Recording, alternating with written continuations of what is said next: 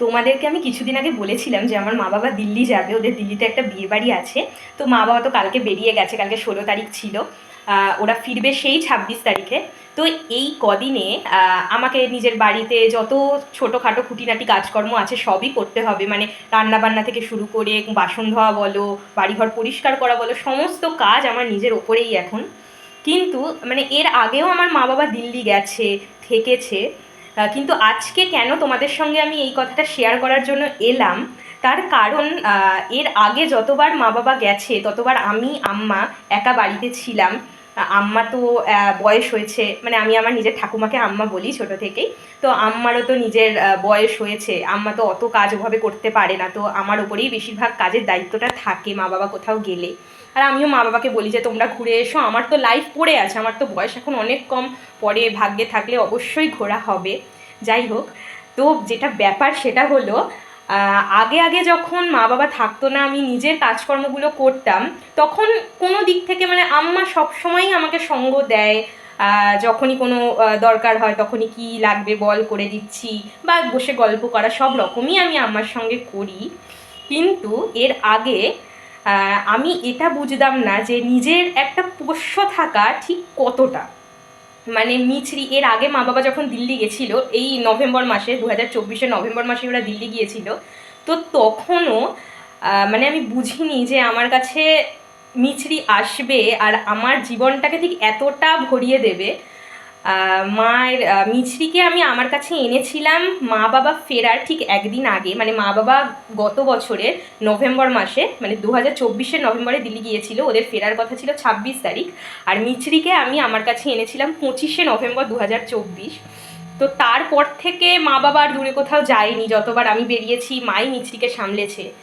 কিন্তু মানে আজকে যে মা বাবা এত দূরে গেছে, আমি যে একা আছি, এই যে কাজকর্মগুলো করছি, হঠাৎ করে আমি নিজের কাজকর্মগুলো করতে করতে, মানে রান্নাঘরে কিছু কাজ করছিলাম, সেগুলো করতে করতে আমি লক্ষ্য করলাম যে হঠাৎ করে পিছনে ঘুরেছি, দেখি মিছরি পায়ের কাছে বসে আছে। মানে হঠাৎ করে এমন একটা অনুভূতি হলো যে না, আমাকে এই যে কাজগুলো করছি সেখানে কিন্তু আমি একা করছি না, আমাকে সঙ্গ দেওয়ার জন্য এরমভাবেও কেউ একজন থাকতে পারে আমার জীবনে।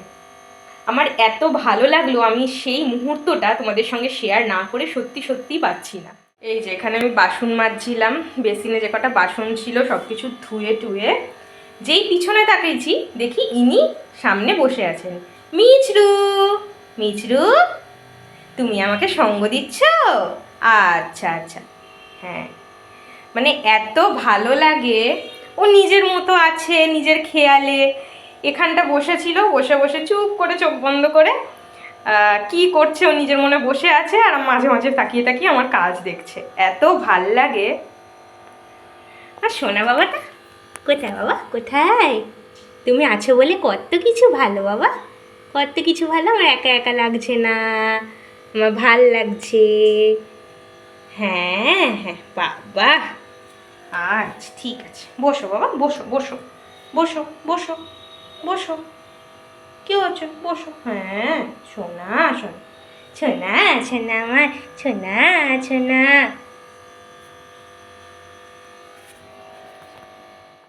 মানে ওরা এমন এক ধরনের সঙ্গী, ওরা হয়তো মুখে কিছু বলতে পারে না তোমাদেরকে, কিন্তু ওদের সঙ্গে বক বক বক বক এমনি তুমি করে গেলেও তোমার মন হালকা হয়ে যাবে। আমরা হয়তো ভাবি যে আমরা ওদেরকে যেগুলো বলি ওরা সেগুলো বোঝে না, কিন্তু না, ওরা সব কিছু বোঝে, ওরা সব কিছুর উত্তরও তোমাদেরকে দেয়, কিন্তু সেটা মুখে কথা না বলে সেটাকে বুঝে নিতে হয়। আর বোঝে না বললে ভুল হবে, ওরা ওরা সব কিছু বোঝে, ওরা হয়তো আমাদের থেকেও বেশি বোঝে। আর ওরা এমন এক সঙ্গী, মানে ওরা কিছু বলতে না পারলেও তোমার মনে হবে যে ওরা আছে, মানে কত কিছু আছে তোমাদের কাছে, কত কিছু আছে আমাদের কাছে, মানে যাদের পোষ্য আছে এটা শুধুমাত্র তারাই ফিল করতে পারবে যে ওরা ঠিক কতটা, মানে ওরা মানুষের থেকে অনেক বাড়া, মানে ওরা একজন থাকা মানেই হয়তো 5জন মানুষ তোমার সঙ্গে থাকা। এটাই হলো ব্যাপার। তো এইটুকু শেয়ার করার জন্যই আজকে এই ভিডিওটা আমি করলাম, এই মুহূর্তটা তোমাদের সঙ্গে শেয়ার করলাম। তো যাই হোক, আমি এখন যাই, আমার আরও অনেক কাজ পড়ে আছে, রাতের রান্না করতে হবে। তো এভাবে চলুক, আমার দিনগুলো কাটুক, মা বাবা আসার আগে ওকে নিয়ে, আম্মাকে নিয়ে খুব ভালো করে দিনগুলো কেটে যাক।